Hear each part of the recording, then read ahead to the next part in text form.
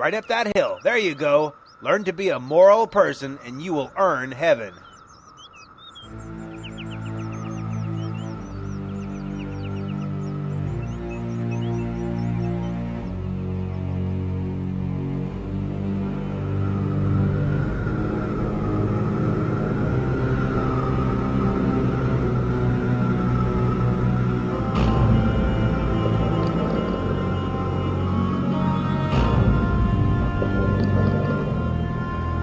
No, it's going to fall on me. I was a fool to take this road. I will be crushed under the weight of this mountain. Ah! Who was it that told you to come this way?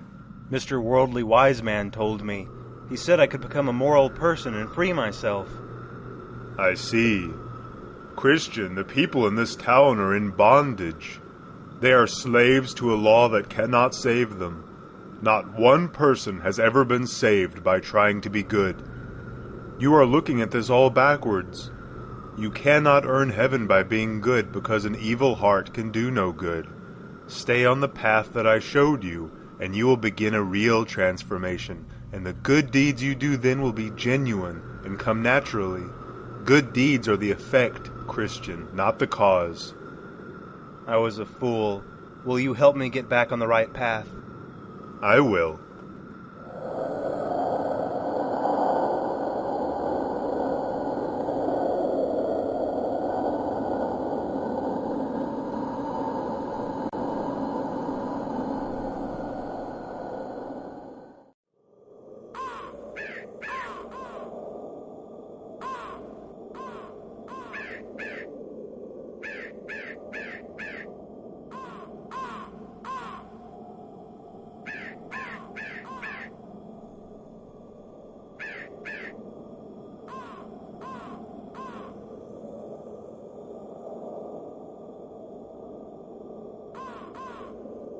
Knock, and it shall be opened unto you.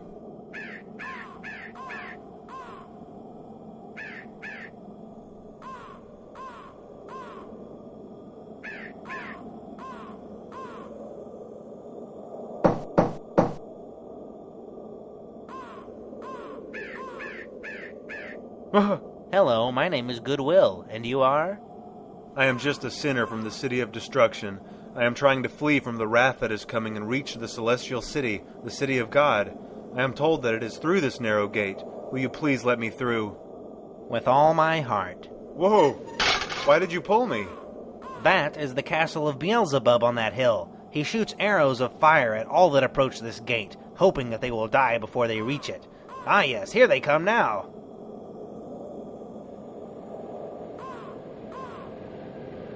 We must run. Nonsense, we are perfectly safe. We are on the other side of the gate.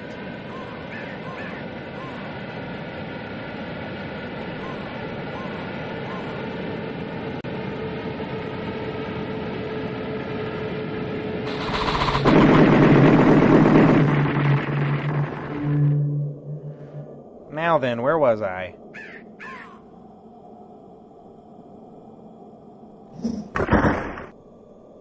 This is the path you must now follow. It is as straight as a ruler. There are many other paths that branch away from it, paths that are very wide. Stay true to this straight, narrow path to the place of deliverance. Then you can finally be free of that burden once and for all. You must first, however, stop at the house of the interpreter. He can teach you many things.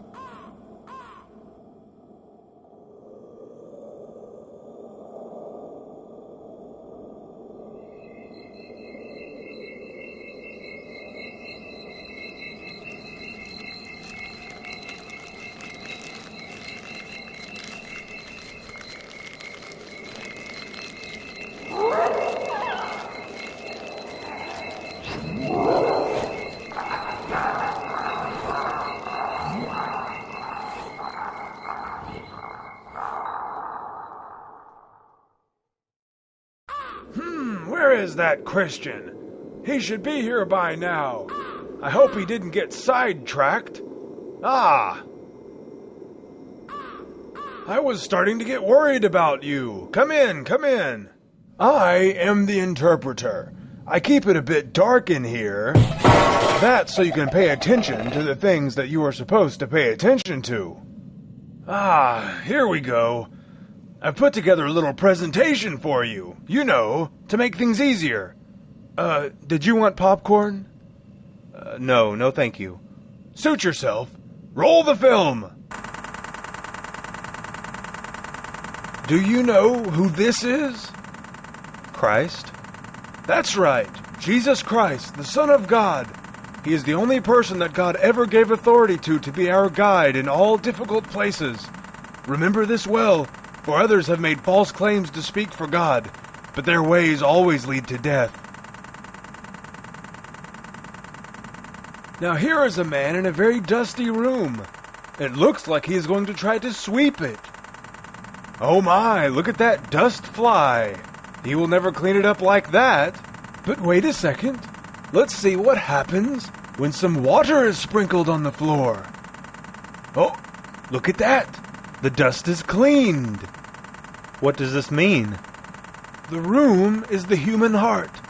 The dust was this man's original sin and corruption. When he swept, he was trying to clean it with God's law.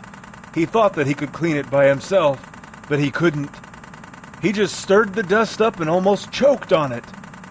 The water is the gospel of Christ. With it, the room was cleaned.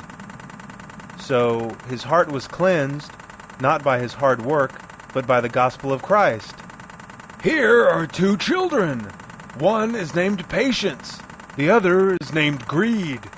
They have both been told that they will have good things, but Greed cannot wait. He wants it all now. Patience is waiting quietly and is content. Since Greed cannot wait, he has been given a bag of treasure. But soon his treasure is spent, and he is in rags again. Patience is the last to receive her reward, and since she is last, her treasure lasts forever. Remember, the first must make room for the second must make room for the third, but the last must make room for no one. Therefore, the treasure that is given last is eternal. And what is this? A wall is burning. It looks like a man is throwing water on the fire, but the fire cannot be put out. Well, look there. You cannot see him, but there is another person quietly pouring oil on the wall from the other side and feeding the fire so that it will never go out. What does it mean? The wall is your spirit. The fire is the fire of God working in you. The man throwing water on the fire is Satan, the devil.